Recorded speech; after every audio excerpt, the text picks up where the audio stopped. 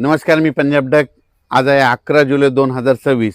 आजपासूनचा महाराष्ट्रातील शेतकऱ्याला एक अंदाज देणार आहे. राज्यातलं परिस्थिती बघितल्याच्या नंतर आपण म्हटलं होतं ना, राज्यात 10 तारखेच्या नंतर 11 पासून चांगलं सूर्यदर्शन होईल. तर 11 तारखेला चांगलं राज्यात सूर्यदर्शन झालं आणि वारं देखील सुटलेलं आहे. मग राज्यात आता पाऊस कधी येणार आहे, तर खास करून आज मुद्दा म्हणून त्याच्यासाठी अंदाज देणार आहे. राज्यामध्ये आता 11, 12, 13, 14 पर्यंत असं चांगलं सूर्यदर्शन राहणार आहे. वारं देखील सुटन, म्हणून हे अंदाज लक्षात यायचा. त्याच्यानंतर 15 तारखेच्या नंतर 16 तारखेपासून राज्यात थोडाफार पावसाला सुरुवात होणार आहे. म्हणजे तुरळक ठिकाणी 16च्या नंतर म्हणजे 16 जुलैपासून 16, 17, 18, 19च्या दरम्यान राज्यामध्ये तुरळक ठिकाणी विखुरलेल्या स्वरूपाचा भाग बदलत पावसाला सुरुवात होणार आहे. म्हणून हे अंदाज लक्षात यायचा. तो पाऊस सर्वदूर पडणार नाही. फक्त काय झालेलं आहे, हे 4 दिवस जे पाऊस थांबन म्हणजे 14, 15 तारखेपर्यंत, ते 16 तारखेला मात्र परत सुरू होणार आहे. म्हणून हा अंदाज लक्षात यायचा. त्याच्यानंतर पुन्हा काय परिस्थिती राहणार आहे, तर त्यानंतर काय परिस्थिती राहणार आहे, त्याच्यानंतर राज्यातल्या सर्व शेतकऱ्याला सांगू इच्छितो की राज्यामध्ये 21 जुलैपासून ते 5 ऑगस्टपर्यंत म्हणजे चांगला जोराचा पाऊस पडणार आहे. मग ते दररोज वेगवेगळ्या भागात पडणार आहे. मग 21 जुलैच्या नंतर सगळ्यात जास्त जसं मुंबईला पाऊस पडला ना, आता मुंबई, पुणे, नाशिक, आता नंबर आहे विदर्भाचा. आता 14 जिल्ह्याचा नंबर आहे. मग तुम्हाला सांगू इच्छितो 21 जुलै ते 5 जुलैच्या दरम्यान राज्यामध्ये गडचिरोली, चंद्रपूर, नागपूर, वर्धा, भंडारा, गोंदिया, यवतमाळ, अकोला, हिंगोली, वाशिम, त्याच्यानंतर इकडं बुलढाणा जिल्हा, जालना जिल्हा, जळगाव जिल्हा, ह्या भागामध्ये मात्र 21 जुलै, 22, 23, 24 पर्यंत चांगला जोराचा पाऊस पडणार आहे. म्हणून हा अंदाज लक्षात यायचा. जसं मुंबईकडे पाऊस पडला तसा काय होणार आहे, नागपूरकडं, वर्ध्याकडं, भंडारा, त्याच्यावर चंद्रपूर, यवतमाळ, हिंगोली, अमरावती ह्या पट्ट्यामध्ये काय होणार आहे, म्हणजे शेवटच्या आठवड्यात चांगला पाऊस येणार आहे. म्हणून हे विदर्भात, पूर्व विदर्भातल्या शेतकऱ्यांनी अंदाज लक्षात घ्यायचा.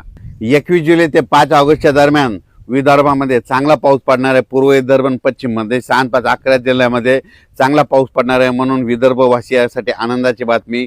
म्हणून विदर्भातल्या शेतकऱ्यांनी 20 तारखेपर्यंत तुम्ही तुमचे शेतीचे कामे करून घ्यायचे, कारण की 21 तारखेच्या नंतर चांगला जोराचा पाऊस तुमच्या भागात येणार आहे. म्हणून हा अंदाज लक्षात घ्यायचा. जसं मुंबईकडे पडला तसा आता विदर्भाचा नंबर आहे. नागपूरचा, वर्ध्याचा, भंडाराचा, चंद्रपूरचा, गडचिरोलीचा त्यांचा आता नंबर आहे. म्हणून हा अंदाज त्यांनी लक्षात घ्यायचा. पण तुम्हाला एक सगळ्यात महत्त्वाचं सांगू इच्छितो, पंढरपूरची दिंडी परतल्याच्या नंतर मात्र राज्यात मात्र जोराचा पाऊस पडणार आहे. म्हणून ही अंदाज लक्षात यायचा.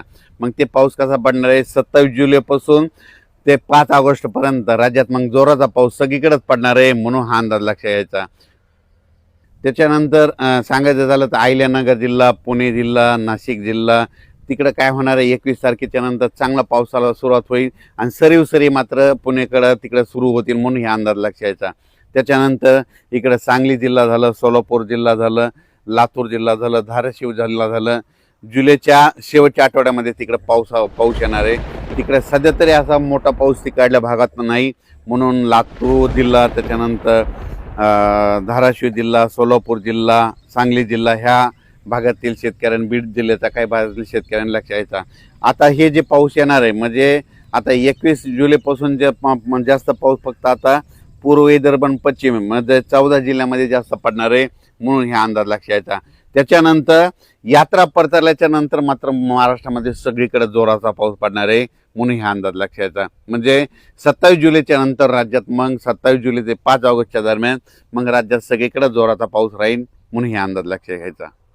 तसेच काही जिल्ह्यामध्ये आणखीन अद्यापही काही भागात पाऊस झाला नाही. त्याच्यामध्ये नंदुरबार जिल्हा एक आहे, सोलापूर जिल्हा एक आहे, लातूर जिल्ह्याचा काही भाग आहे, धाराशिव जिल्ह्याचा भाग आहे, बीड जिल्ह्याचा काही भाग आहे, नांदेडचा काही भाग आहे, सांगलीचा काही भाग आहे.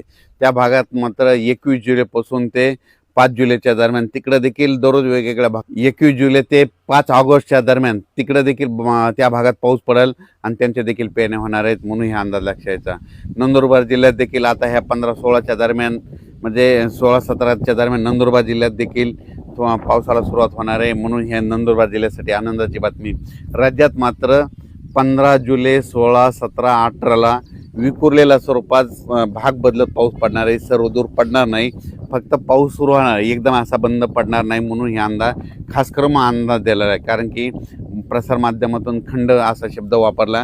तुम्हाला सांगू इच्छितो एकदम खंड म्हणजे की सगळा पाऊस बंद असतो, तसं काही होणार नाही. 15, 16, 17, 18च्या दरम्यान राज्यात परत पाऊस थोडाफार सुरुवात होणार आहे. त्याच्यानंतर काय होणार, 21 जुलैपासून ते 5 ऑगस्टच्या दरम्यान राज्यात पुन्हा पाऊस चांगला सक्रिय होणार आहे. 2 चक्रीवादळ येणार आहेत. एक पहिलं चक्रीवादळ येईल, ते काय होईल, ते गडचिरोलीकडून पूर्व विदर्भातून लगेच असं पूर्व विदर्भातून पश्चिमी विदर्भात जाईल, पश्चिमी विदर्भाकडून उत्तर महाराष्ट्राकडे जाईल, उत्तर महाराष्ट्राकडून गुजरातकडे जाऊन धुमाकूळ घालेल.